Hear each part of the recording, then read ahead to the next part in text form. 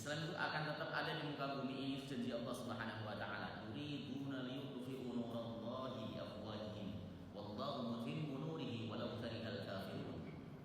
Orang-orang kafir itu hendak memadamkan Islam itu dengan propaganda mereka, dengan mulut-mulut mereka, tetapi wallahu mutimmu nurihi, Allah akan menyempurnakan cahayanya Islam ini walaupun orang kafir itu benci. Makanya kita yang butuh Islam, sebab dengan Islam kita akan selamat dunia akhirat. Islam itu nggak butuh kita, nggak ada manfaat. Kita itu kecil begini, nggak ada manfaatnya sebenarnya kita itu. Yang nggak ada kita akan ada orang lain yang lebih hebat. Maka jangan pernah merasa bahwa kita itu orang yang luar biasa dalam agama ini. Ya, kita berusaha, kita butuh Islam, Islam yang memberikan cahaya dalam kehidupan kita sehingga seluruh sendi kehidupan kita, mulai dari hati kita yang dipenuhi oleh keimanan, lalu kemudian terpancar dan jawari anggota tubuh kita, ya, sehingga seluruh aplikasi kehidupan kita itu Islami, yaitu kita butuh sama Islam. Baik. Di pembahasan pertama saya akan membahas babu fil ikhlasi wa ihtidari niyati fi jami'il a'malil zahirati wal batinah. Ya, bab yang menjelaskan tentang ikhlas dan menghadirkan niat di dalam seluruh aktivitas amalnya, zahir maupun batin. Kenapa para ulama selalu membahas ikhlas di bab-bab awal dalam kitabnya? Kalau nggak bab niat dengan bab ikhlas itu sama. Ya, melesap jadi satu, bab niat dan bab ikhlas. Kalau para ulama membahas bab ikhlas, pasti yang dibahas bab niat. Ketika ulama membahas masalah bab niat, pasti yang dibahas adalah masalah keikhlasan. Jadi itu satu. Kenapa? Karena ikhlas itu sendi pokok di dalam masalah diterima atau tidaknya ibadah kita. Syarat maqbulatul ibadah, syarat diterimanya ibadah itu ada 3. Yang pertama adalah tauhidullah. Tauhidullah itu keimanannya harus benar, harus lurus, tidak boleh salah, akidahnya harus benar, tidak boleh menyimpang. Karena ibadah sebanyak apapun, sebagus apapun, sekeren apapun, kalau akidahnya salah, menyimpang, itu seperti membangun bangunan tinggi di atas gelombang samudera. Seperti itu. Jadi nomor 1 itu adalah akidah, kuatin akidah dulu. Keimanannya harus benar. Bagaimana kita harus berakhlak kepada Allah, berakhlak kepada Rasulullah SAW, berakhlak kepada Al-Quran, itu harus beres dulu. Makanya kalau kita boleh jujur, bid'ah terbesar dalam agama kita ini, agama Islam, adalah bid'ah dalam wilayah akidah. Bid'ah hakiki, ya, bid'ah hakiki. Bid'ah terbesar adalah bid'ah di dalam wilayah akidah. Munculnya 72 kelompok yang sesat dan menyesatkan. Karena itu diinformasikan Nabi langsung. Sataftariqu ummati ala 73 firqatan kulluhum finnar illa wahidah. Umatku akan terpecah menjadi 73 kelompok, semuanya akan masuk ke dalam neraka kecuali satu. Satu itu adalah al-jamaah, kata Rasulullah dalam At-Tirmidzi. Di dalam riwayat lain seperti dalam Al-Farqu Bainal Firaq dikatakan bahwa satu itu adalah ma ana alaihi wa ashabi, orang yang berada pada jalanku dan jalan para sahabat. Itu satu. Jadi kalau begitu, siapa mereka yang kemudian selamat? Itu disebut dengan firqatun najiyah. Al-jamaah ay ahlul haq was sunnah, versinya HPT menyebutkan dengan ahlul haq was sunnah. Itu juga disebutkan oleh Al-Imam Ibnu Taimiyah, disebutkan oleh Abu Hasan Al-Asri dalam Al-Ibanah dan Maqalatul Islamiyyin dengan ahlul haq was sunnah. Saat ini kita menyebutkan dengan ahlus sunnah. Ini yang lurus. Firqah-firqah dhalah lain ada Qadariyah, masa awal pada masa Nabi sudah ada Qadariyah, Jabariyah. Lalu setelah Rasul wafat muncul ada namanya Syiah, ya, ada Khawarij, ada Murji'ah dan sebagainya.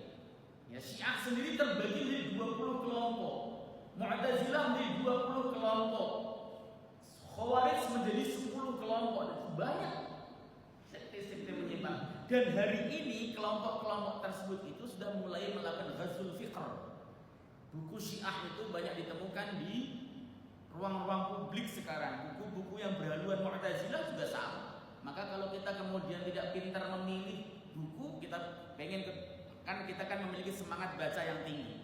Kemudian kita milih buku, wah ini bagus nih. Kemudian kita ambil, ternyata adalah karangan ulama Syiah.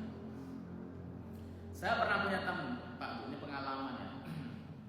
Teman saya ini biasa khutbah. Dia salah satu pengurus di Muhammadiyah ya. Dia biasa khutbah di mana-mana. Suatu hari dia ngomong, Ustaz, saya punya buku yang bagus ya.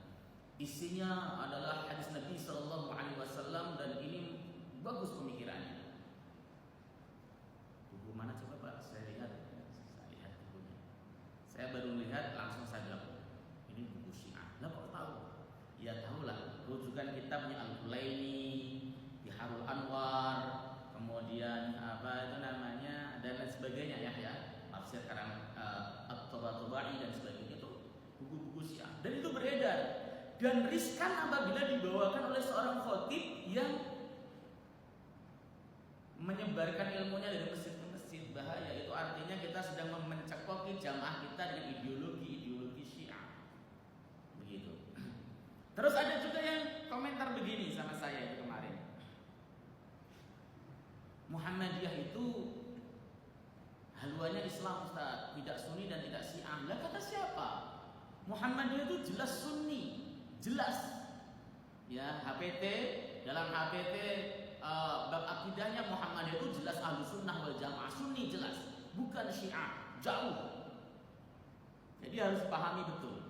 Kalau kemudian ada yang mengatakan Muhammadiyah bukan Sunni, bukan Syiah, lalu masuk ke dalam firqah yang mana? Karena Ahlus Sunnah itu adalah sawadul a'zam, komunitas besar, dan kita di dalamnya. Rujukannya Muhammadiyah juga pakai kutubut tis'ah ya. Bukhari, Muslim, Nasai, Abu Dawud, Tirmidzi, kemudian Muwatta'nya Imam Malik, Musnad Ahmad ya, ditambah dengan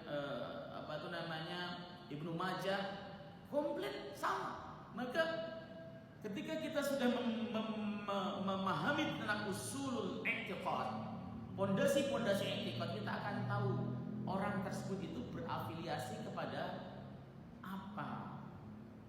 Begitu ya. Jadi kita harus mengetahui betul. I'tiqad kita itu harus lurus, betul. Satu rel. Dalam masalah usul kita tidak boleh bersengketa. Tetapi dalam masalah furu' boleh terjadi persengketaan, boleh terjadi perbedaan pendapat. Perbedaan dalam wilayah furu' itu keniscayaan.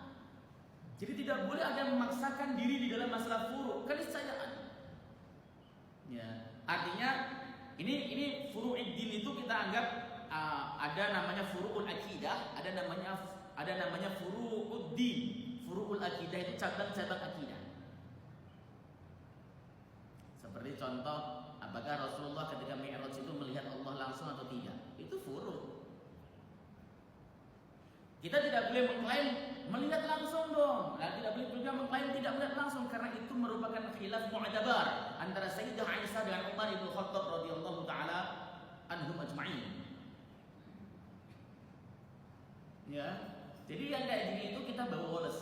Nah, yang kita tidak boleh bersengketa di kalangan Ahlus Sunnah adalah usulul akidah. Pokok-pokok akidah kita itu harus lurus jadi satu. Ini tidak boleh menyimpang. Kalau menyimpang, maka kita masuk ke dalam firqatun dhalah, firqah yang sesat. Ya, karena tidak mengikuti jalannya Rasulullah SAW dan jalannya para sahabat. Itu kenapa kemudian ikhlas itu masuk ke dalam bab pertama, karena ikhlas itu bukan hanya sekedar membersihkan hati ya anir radail ya, membersihkan hati dari segala kotoran, tetapi juga adalah membersihkan i'tiqad kita ya dari sesuatu yang keliru. Makanya surat Qul huwallahu ahad disebut suratul ikhlas, karena di dalamnya membersihkan Allah dari berbagai macam sifat-sifat yang kurang. Yang pertama kali yang harus kita lakukan dalam melakukan aktivitas apapun adalah membersihkan hati. Wa tahhiril qalba wa sahihun niyyah wa badaghi bil asbab lal umniyah. Bersihkan hati, luruskan niat dan cari asbab. Jangan cuman berangan-angan kosong. Ya. tadi di awal saya bilang syarat maqbulatul ibadah itu 3. Ada yang mengatakan 2. Karena tauhidullah dan ikhlas itu ya satu. Ya, ada yang mengatakan 2. Tauhidullah dan ikhlas satu, karena ikhlas itu adalah membersihkan hati, tidak memiliki tujuan dalam ibadah kecuali Allah. Tauhid itu mengesahkan Allah, sama ikhlas juga mengesahkan Allah, ya, membersihkan Allah Subhanahu wa taala dari berbagai macam sifat yang kurang. Itu disebut ikhlas. Maka tauhid include di dalamnya ikhlas. Syarat yang kedua adalah mutaba'atul Rasul. Harus mengikuti Rasul. Ini khusus untuk wilayah akidah dan ibadah mahdhah. Tidak boleh kita itu melakukan inovasi di dalam hal ini, akidah dan ibadah mahdhah. Melakukan inovasi dalam akidah dan ibadah mahdhah konsekuensinya adalah mardud, tertolak. Ini dicari kenapa? Karena ibadah akidah dan ibadah mahdhah itu statis sifatnya. Pelaksanaan sholat sampai kiamat ya seperti ini. Kenapa? Karena sifatnya statis. Tapi di luar wilayah itu, di luar wilayah akidah dan ibadah mahdhah, ya, maka kita boleh melakukan inovasi. Muamalah misalnya, silahkan berinovasi. Masalah pendidikan, silahkan berinovasi.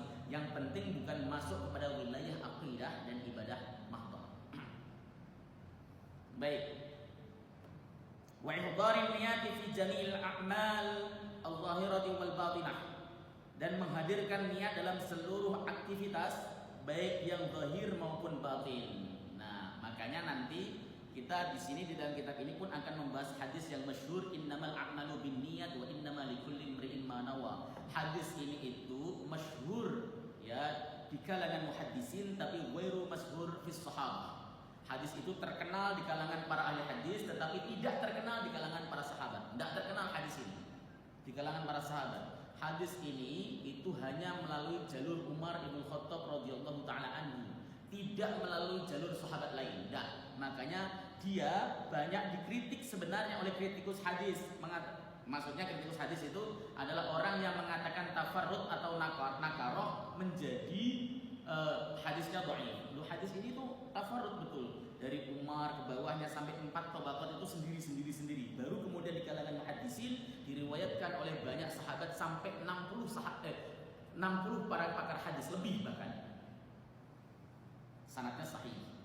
Ya, tapi tadi kritiknya ada orang yang mengatakan nakaroh itu tafarrud. Kalau para ulama zaman dahulu itu menyebutkan hada hadisun munkar, ini hadis munkar, maksudnya bukan munkar versi ulama sekarang, tetapi mungkarnya adalah diriwayatkan oleh satu orang, ya, salah satunya ini. Tetapi hadis ini sanadnya sahih.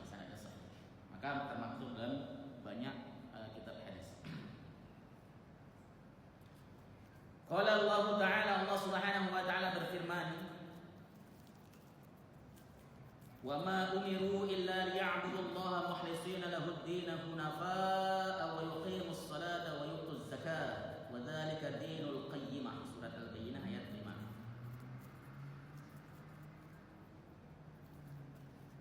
Kalau kita membaca Al-Quran tujuannya untuk dalil, ya, itu tidak dianjurkan untuk membaca a'udzubillahi minasyaitonir rajim. Itu ada dalam kitabnya Al-Imam Asyuti, ada juga dalam fatwa Syekh Muhammad bin Shalih Al-Utsaimin, dan juga oleh para ulama-ulama lain. Apalagi kalau sudah kita qala Allah Ta'ala, Allah berfirman, tidak perlu a'udzubillahi minasyaitonir rajim. Kenapa? Karena tidak ada firman Allah yang berbunyi a'udzubillahi minasyaitonir rajim, tidak ada. Adanya adalah wa idza qara'tal Qur'an fasta'in billahi minasyaitonir rajim. Ya, a'udzubillahi minasyaitonir rajim itu ada dalam hadis Nabi sallallahu alaihi wasallam. Makanya kalau mau membaca sesuatu, ya, fatwanya itu ya kalau memang mau ya baca bismillah boleh, tetapi kalau untuk dalil pendalilan tidak apa-apa. Tapi kalau kita ingin membaca Al-Qur'an mulai mau tilawah atau maupun qiraah, kita dianjurkan untuk membaca a'udzubillahi minasyaitonir rajim atau a'udzubillahi as-sami'il 'alim minasyaitonir rajim. Seperti itu. Itu intermezzo saja. Wa ma umiru illa liya'budullaha mukhlishina lahu ad-din hunafa. Istisna ba'da nafi, kata illa setelah ma itu memiliki faedah isbat.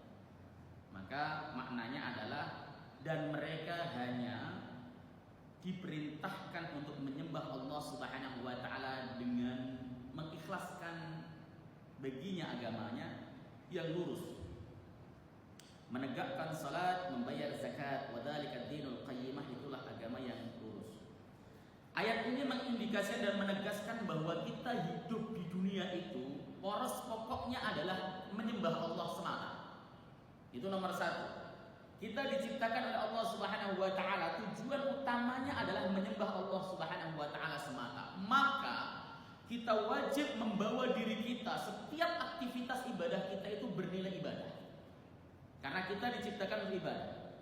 Dan ibadah itu bukan hanya seputar masjid, berinteraksi dengan manusia juga ibadah. Senyum kepada orang lain, bertegur sapa dengan orang lain, musafahah, salaman kepada orang lain, itu ibadah. Ya, jadi jangan hanya seperti ibadah itu yang penting zikir dan sebagainya, sholat selesai. Bukan, ibadah itu kaitannya dengan banyak hal. Maka kalau kita melihat terminologi kata saleh, yang disebut saleh kan al-qaim bi huquqillah wa huquqi ibadi. Ya, itu disepakati, definisi ini disepakati oleh para ulama. Ada di dalam banyak kitab. Saleh adalah orang yang dia bisa melaksanakan hak-hak Allah dan hak-hak hambanya. Kalau ada orang hak Allah bagus, sholatnya bagus, tilawatul Qur'annya bagus, ya, ibadahnya bagus, tapi terhadap tetangganya dia tidak bagus, nggak pernah senyum, nggak pernah sapa, nggak pernah salam, itu bukan orang saleh. Itu disebut abid, ahli ibadah. Ya, kalau kita mau disebut saleh, kepada Allah baik, kepada hambanya juga baik. Makanya ibadah ini dimensinya luas. Kita bekerja saja itu ibadah. Di dalam kitab Tanbihul Ghafilin karangan Abu Lais As-Samarqandi, Al-Faqih Abu Lais As-Samarqandi, beliau mengutip perkataan Muhammad bin Ka'ab, ya, asyukru huwa al-kasab atau al-amal. Syukur itu ya bekerja. Bekerja itu syukur. Artinya kalau kita bekerja dengan baik, kita berangkat dari rumah naik motor, naik mobil, bismillah, saya pengen kerja cari nafkah, mengikuti perintah Allah Subhanahu wa taala, i'malu ala Dawud syukran wa qalilun min ibadiyas syakur. Mengikuti perintah Nabi sallallahu alaihi wasallam, kita jalan, itu nilainya ibadah. Beda dengan orang yang berangkat dari rumah, niat kerja tapi at-takatsur, niatnya pengen berlomba-lomba di dalam kekayaan, pengen menimbun harta sebanyak-banyaknya, maka itu tidak jadi ibadah. Ya. Jadi hal yang kaitannya dengan duit itu tidak selamanya terlarang. Enggak selamanya terlarang. Karena pada hakikatnya yang disebut dunia itu adalah segala sesuatu yang enggak ada manfaatnya di akhirat. Ad-dunya kullu ma la yanfa'u fil akhirah. Dunia itu segala hal yang tidak ada manfaatnya di akhirat. Baca Quran sekalipun kalau niatnya bukan karena Allah, itu aktivitas dunia loh. Banyak kok orang yang baca Quran tujuannya apa? Misalnya contoh, saya nggak pakai orang lain, diundang baca Quran, saya datang untuk baca Quran ke suatu tempat tersebut. Motivasi saya ketika saya datang di situ, pulang saya dikasih amplop, itu dunia jadinya, bukan akhirat. Serius. Sholat sekalipun kalau tidak karena Allah Subhanahu wa taala itu jadi dunia. Bekerja cari duit, kalau niatnya karena Allah Subhanahu wa taala, saya bekerja supaya saya bisa ibadah, bisa sedekah, bisa pergi ke Mekah untuk melaksanakan haji ataupun umroh, itu jadi nilai akhirat. Jadi jangan kemudian kalau ada orang sibuk kerja, wah dunia terus diurusin dan sebagainya. Bukan. Ada kalanya dia malah justru ngurusin urusan akhirat. Oke. Jadi manusia pokoknya adalah disuruh beribadah. Tapi bukan hanya beribadah semata, karena Allah Subhanahu wa taala itu Maha Pencemburu. Maka ketika kita beribadah itu kita tidak boleh mensekutukan dengan suatu apapun. Wala yusyrik bi ibadati rabbih ahada. Jangan pernah mensekutukan di dalam peribadatan kepada Tuhanmu dengan sesuatu apapun. Allah tidak mau. Bahkan Allah mengancamnya, innallaha la yaghfiru ayyushrika bihi syai'a ayyushraka bihi syai'a wa yaghfiru ma duna dzalika liman yasha. Allah itu akan mengampuni apabila Allah tidak akan mengampuni apabila ia disekutukan. Dosa syirik itu tidak akan diampuni oleh Allah kecuali taubat. Bapak korupsi, ini bukan melegalkan korupsi ya, bukan. mati belum sempat taubat, ada kemungkinan diampuni Allah nggak? Ada, karena dia tidak termasuk dosa syirik. Ya, karena wa yaghfiru ma duna dzalika liman yasha. Bapak hobi ghibah, ibu hobi ghibah, mati belum sempat taubat, ada kemungkinan diampuni oleh Allah nggak? Ada. Kenapa? Karena dia bukan dosa syirik.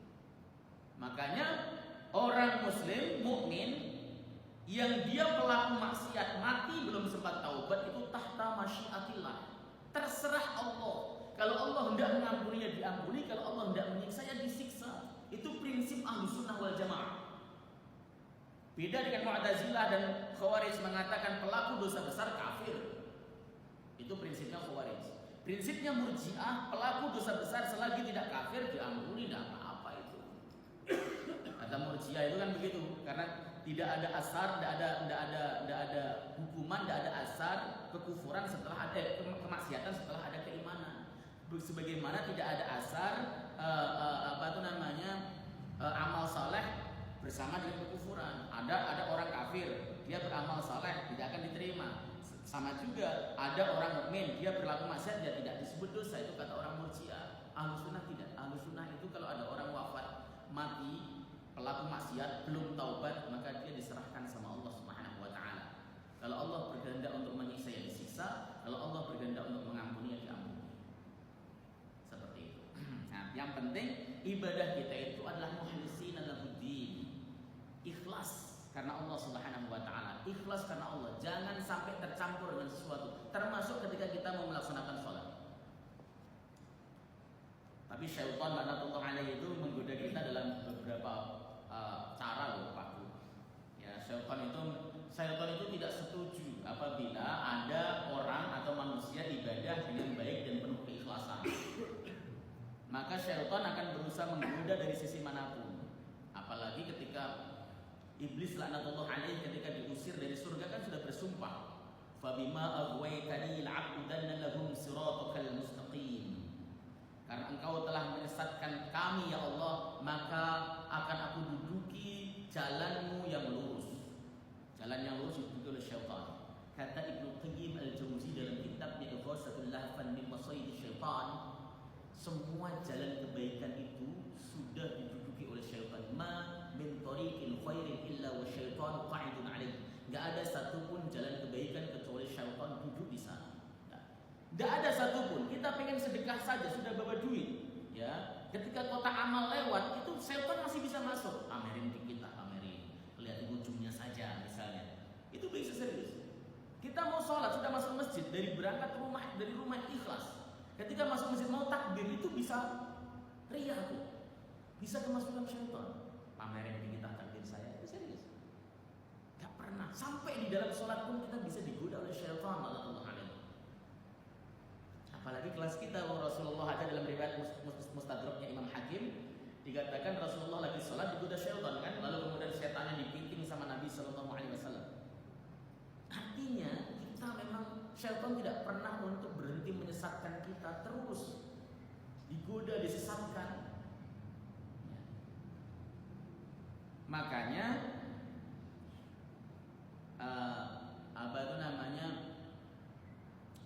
di dalam Quran itu ada illa ibadaka minhumul mukhlasin, kecuali hambamu yang ikhlas, itu yang selamat.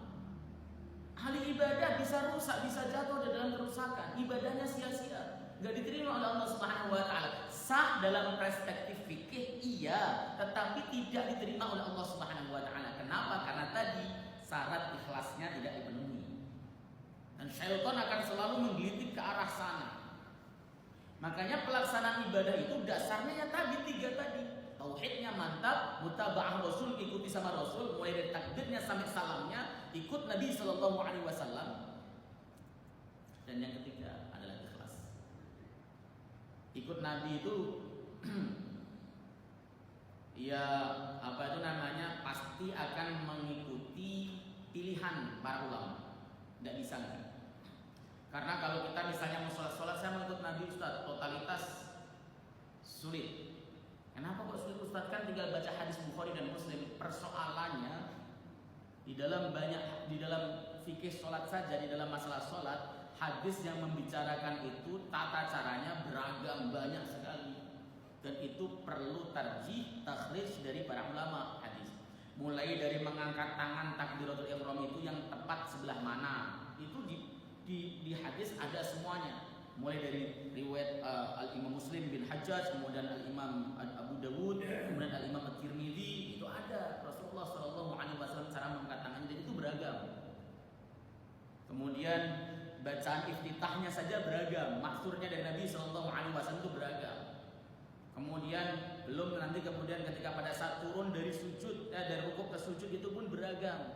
Ya, redaksi hadisnya juga beragam dan sebagainya. Mana yang kemudian kita harus ikuti dari hadis tersebut? Kan bingung. Maka kita pasti mengikuti ikhtiyar para ulama, pilihan-pilihan para ulama. Oh, ulama A misalnya Imam Nawawi mengatakan bahwa yang saya pilih adalah hadis ini. Oh, ternyata Ibnu Taimiyah memilih hadis ini. Oh, ternyata Tarjih Muhammadiyah memilih hadis ini. Itu ikhtiyar, pilihan-pilihan. Selagi semuanya itu lurus, masih berada dalam manhajnya Nabi, dalam ajaran Nabi, ya boleh-boleh saja dong. Karena saya kemarin pas waktu ngaji, saya ngaji di BUMN ya kemarin pagi. Ada yang nanya, ketika saya kemukakan misalnya, maaf, cara menggerakkan telunjuk pada saat tasyahud itu, saya uraikan hadisnya, ya, dua hadis yang mukhtalaf atau mu'taridhah. Yang pertama hadis dari Bazar, riwayat Wa'il bin Hujr, dan hadis dari Imam Baihaqi dalam Sunan Kubro, ya, riwayat dari Abdullah bin Zubair bin Awwam. Dua hadis ini mu'taridhah, bertentangan, bertabrakan. Lalu saya jelaskan bagaimana pendapat ulama. Imam Nawawi berpendapat begini, kemudian Syekh Nasruddin Al-Albani berpendapat begini, Imam Malik berpendapat begini, termasuk Tarjih Muhammadiyah berpendapat begini, begitu kan? Diprotes sama ibu-ibu. Bukankah kita harus mengikuti Rasulullah? Lah semuanya itu mengambil dari hadis Nabi Sallallahu Alaihi Wasallam, cuma dipilih. Contoh nih saya jelaskan supaya bapak tidak penasaran. Hadis dari Wa'il bin Hujr itu menjelaskan, ini intinya saja, Rasul ketika tasyahud itu beliau isyarah dengan telunjuknya, summa yuharrikuha, kemudian beliau menggerakkannya. Itu hadis sahih, tidak bisa diingkari kesahihannya. Tapi ada pembandingnya, hadis dari Sunan Kubro, dari Imam Baihaqi. Dalam Sunan Kubro, Imam Baihaqi meriwayatkan hadis dari Abdullah bin Zubair bin Awwam. Rasulullah itu ketika tasyahud beliau isyarah dengan telunjuknya dan tidak menggerakkannya, walam yuharrik hina yad'u, tidak menggerakkan telunjuknya. Ini dua hadis tabrakan. Tidak mungkin ada menggerakkan dan tidak menggerakkan. Tidak mungkin. Yang satu mengatakan menggerakkan, yang satu tidak menggerakkan. Jadi tarjih dan ditahrij dan ustaz, dua-duanya sahih. Dua-duanya hadis ini sahih. Ya, menurut para ulama sahih, dan saya pernah meneliti secara menyendiri hadis ini itu sahih dua-duanya. Terus kalau begitu saya milih yang satu, yang satu dikemanain? Maka kemudian para ulama menggunakan metodologi Imam Nawawi, menjamak, mengkompromikan dua hadis ini. Gabungkan, pertama ketika tahiyat itu isyarah, ya, dan digerakkan sedikit pada saat illallah. Itu menggabungkan dua hadis. Metode ada namanya thariqatul jam'i, digabungkan. Metodologinya Syekh Albani nggak bisa di thariqatul jam'i. Kenapa? Karena tidak mungkin bergerak dan diam dalam satu waktu. Terus dia turun kepada metode kedua yang disebut dengan metode al-musbit muqaddamun 'ala nafi. Perkara yang menggerakkan, yang ada, menetapkan ada, menggerakkan, harus didahulukan daripada yang mengatakan tidak ada. Maka Syekh Albani mengatakan menggerakkan, itulah yang dipilih. Karena apa? Pakai kaidah al-musbit muqaddamun 'ala nafi. Tarjih Muhammadiyah memilih bahwa hadis yang mengatakan menggerakkan itu sahih tapi syadz. Kok syadz? Karena bertentangan dengan rawi-rawi siqah yang lain. Di dalam Sahih Bukhari, Muslim, Nasai, Abu Dawud, Tirmidzi dan sebagainya tidak ditemukan kata menggerakkan. Bahkan diperkuat oleh Sunan Kubro dalam Baihaqi tidak menggerakkan pula. Berarti yang mengatakan menggerakkan meskipun sahih, orangnya siqat, tetapi dia bertabrakan dengan orang-orang yang lebih banyak, yang lebih siqah, maka hadisnya menjadi syadz, tidak boleh dipakai. Lalu Muhammadiyah memilih kepada isyarah. Itu kan ikhtiyar. Ini kalau kemudian kita didudukkan dalam satu tempat suruh debat sehari semalam sudah nggak selesai. Kenapa? Karena masing-masing memiliki argumen, memiliki hujah yang bayyinah masing-masing. Ikhtiyar, dan itu semuanya dianggap mengikuti Rasulullah. Toh yang diambil dari dasar-dasar dari hadis Nabi Sallallahu Alaihi Wasallam. Ada yang praktek, kalau begitu saya prakteknya gantian ustaz, kadang menggerakkan, kadang tidak. Repot kalau begitu. Ibadahnya modelnya kayak arisan, gantian modelnya. Ya kita untuk ikhtiarnya siapa silahkan. Itu fleksibel. Nanti akan kita banyak bahas. Sampai jam berapa Pak? Sudah ya? Oh, suruh. Baik. Wa yuqimus salata, dan tegakkanlah salat. Di dalam Al-Qur'an itu ada dua terminologi kata melaksanakan salat. Yang pertama mushallin, yang kedua adalah muqimus salat, atau yang seturunan dengan itu, iqamatus salat, yuqimus salat, aqamas salat dan sebagainya. Ya, yang seturunan dengan itu. Yang pertama musallin. Musallin adalah orang-orang yang salat.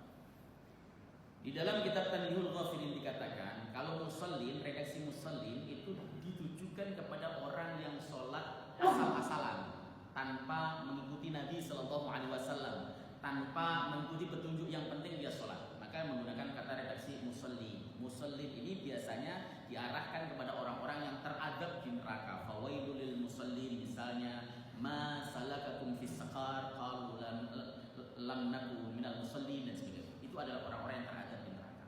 Tapi muqimus shalah, kata iqamatus shalah dan muqimus shalah menurut para mufassir adalah orang yang menegakkan. Menegakkan itu artinya melakukan sholat dengan menepati syarat dan rukunnya, bisyaraitiha, dengan kelengkapan syaratnya dipenuhi semua. Itu disebut dengan muqimus shalah. Ya. Quran menganjurkan kepada kita untuk melaksanakan sholat dengan cara iqamatus shalah. Hadis juga sama. Artinya ketika kita sholat bukan hanya sekedar melaksanakan, tapi penuhi perangkatnya. Syarat-syarat sholat. Ya, kalau kita belajar fikih itu ada syarat sah, ada syarat wajib, itu harus terpenuhi dulu. Kemudian arkanus shalah, rukun-rukun sholat, itu harus terpenuhi juga. Ya, rukun sholat itu yang disepakati oleh para ulama tanpa ada khilaf, ada di dalam hadis musik sholatuhu. Ya, ini yang kemudian jadi dasar untuk menyatukan pendapat. Jadi dalam hadis musik sholatuhu itu adalah syarat minimal seseorang melaksanakan sholat. Ini disebut muqimus shalah. Maka ketika kita pengen mengapresiasi dan mengamalkan hadis ini, yuqimus shalah, sholat kita itu harus tadi mutaba'ah Rasul, ikut kepada Nabi Sallallahu Alaihi Wasallam totalitas, termasuk di dalam bacaan-bacaannya. Di dalam bacaan-bacaannya kita boleh membaca apa saja, yang penting itu adalah diajarkan atau dilakukan. Karena ada suatu aktivitas ibadah atau doa atau bacaan yang diajarkan Nabi tapi tidak dilakukan oleh Nabi. Seperti contoh, ketika kita i'tidal itu baca Rabbana walakal hamd, itu diajarkan Nabi dan dilakukan oleh Nabi. Atau Rabbana lakal hamdu mil'us samawati wa mil'ul ardi wa mil'u ma syi'ta min syai'in ba'd, itu diajarkan Nabi dan dilakukan oleh Nabi.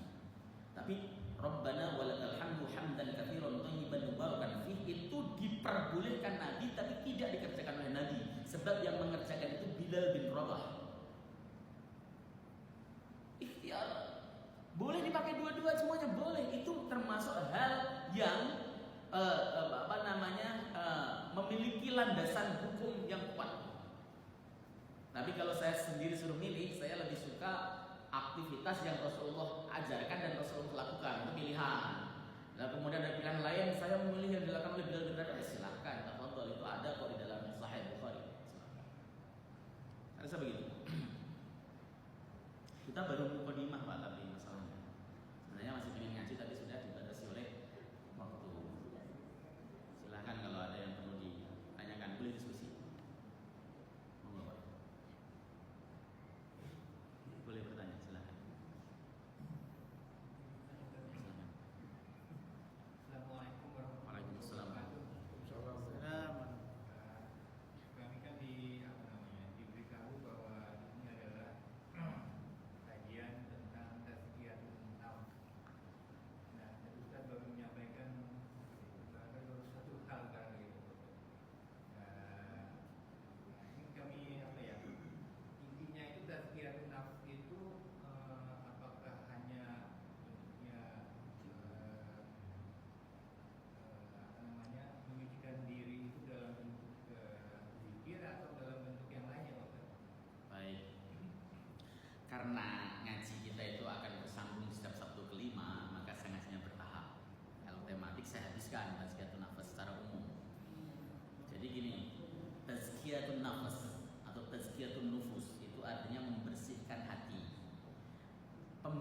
hati itu yang paling tepat adalah mengikuti apa yang dikerjakan oleh Nabi.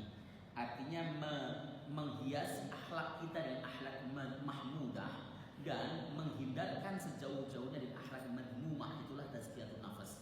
Makanya nanti dalam pembahasan tazkiyat atau di dalam kitab para ulama yang tazkiyatun nafas itu ya pertama masalah berikhlas, kemudian ada memperbaiki ibadahnya, itu tazkiyatun nafas. Lah kalau kemudian wah hati saya yang penting suci, sholatnya berantakan, bukan tazkiyatun nafas itu orang halu. Orang halu itu yang penting saya dekat kepada Allah, sholatnya walaupun sholatnya nggak beres, yang penting kan saya dekat lah. Allah Subhanahu wa taala itu memiliki cara untuk mendekat. Apa? Dia dengan sholat. Aqimus salat li dzikri, tegakkanlah sholat untuk mengingatku. Lalu ada orang mengatakan sholat mah yang penting kerjakan saja, nggak usah khusyuk-khusyuk, yang penting kita zikir kepada Allah, kan kuncinya di sana. Itu pernyataan orang yang sesat, salah dia itu seperti itu.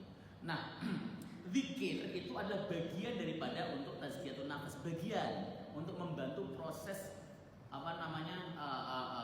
kejernihan hati.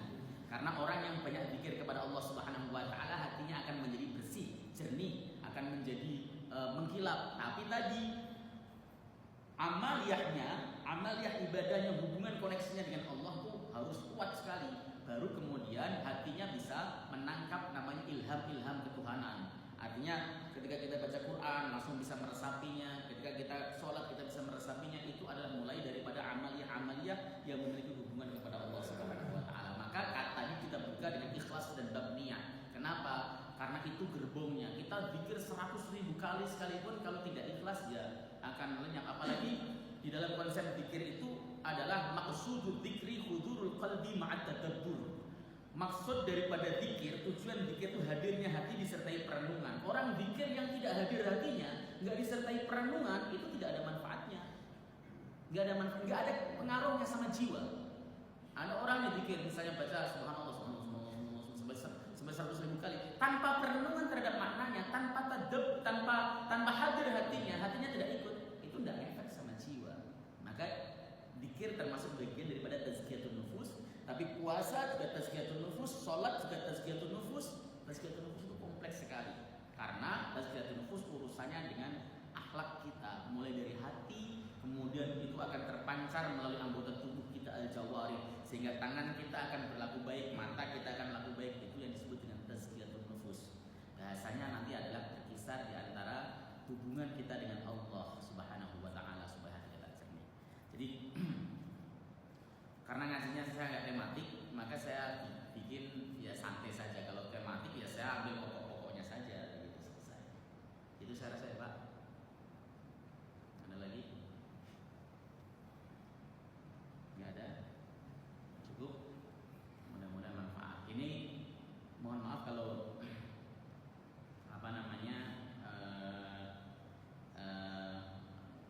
pilihan ngajinya nanti boleh ada request kitab ya. Saya merasa kenapa kok memilih kitab Mustalahul Arifin karangan Al-Imam An-Nawawi, karena di dalam masalah kitab pembahasan tazkiyatun nufus itu banyak juga ulama-ulama yang ketika menulis kitabnya itu mendasarnya dengan hadis-hadis yang tidak qualified, ya nggak bisa dipertanggungjawabkan. Maka kita butuh ulama yang ketika menulis kitab itu kita merasa nyaman terhadap hadis yang dinukil. Dan saya merasa nyaman dengan Imam Nawawi. Kenapa? Karena beliau memang seorang ulama yang pakar hadis. Ya, beliau adalah seorang yang ahli di dalam masalah hadis. Yang bukti konkretnya ya banyak kitab-kitab beliau tentang masalah hadis bejibun. Oleh sebab itu, misalnya nanti kita ngajinya misalnya kitab ini Ustaz. Ya saya asalnya mau baca kitab Ihya Ulumuddin juga. Wah ini saya baca Ihya apa enggak ya? Ini nanti takutnya ada. Ya walaupun kitab saya sudah ada tahrijnya ya, tetapi tetap akan banyak yang membuat kita nanti agak sedikit tidak nyaman gitu. Makanya saya menggunakan kitab yang kita bersama bisa yakini dan kita bisa laksanakan dengan baik. Saya rasa begitu. Kalau